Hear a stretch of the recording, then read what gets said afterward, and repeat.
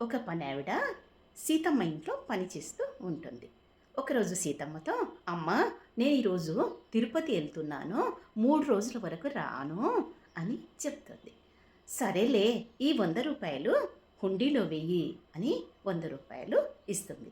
ఆ పనావిడ ఆ 100 రూపాయలు కొంగిలో ముడివేసుకుని ఇక ట్రైన్లో తిరుపతికి బయలుదేరి వెళ్తుంది.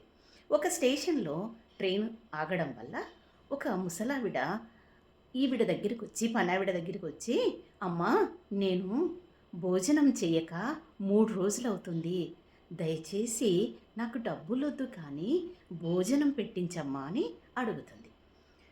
ఆవిడని చూసి జాలేసి ఈ పనావిడ ఆలోచిస్తుంది. ఈ కొంగులో ఉన్న 100 రూపాయలు మరి ఇంటావిడ ఏం చూడదు కదా, ఈ 100 రూపాయలతో ఆవిడకు భోజనం పెట్టిద్దామని అనుకుని ఆ 100 రూపాయలు తీసుకెళ్ళి భోజనం కొనుక్కొని ఆ ముసలావిడకు ఇస్తుంది. ఆమె సంతోషంతో చల్లగా ఉండమ్మా అని దీవిస్తుంది. ఇక ట్రైన్ బయలుదేరి వెళ్తుంది.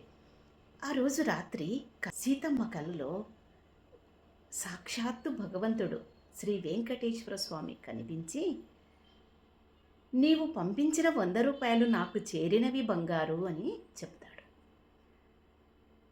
ఆవిడకు ఏం అర్థం కాదు.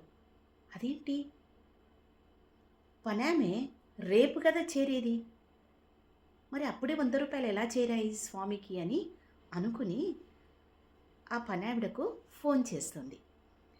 పనావిడ జరిగిందంతా చెబుతుంది.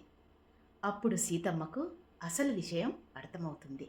ఓహో, మానవ సేవే మాధవ సేవ అను సత్యాన్ని భగవంతుడు నాకు ఎంత చక్కగా వివరించాడు అని. మీకు ఈ కథ నచ్చితే లైక్ చేయండి, సబ్స్క్రైబ్ చేయండి.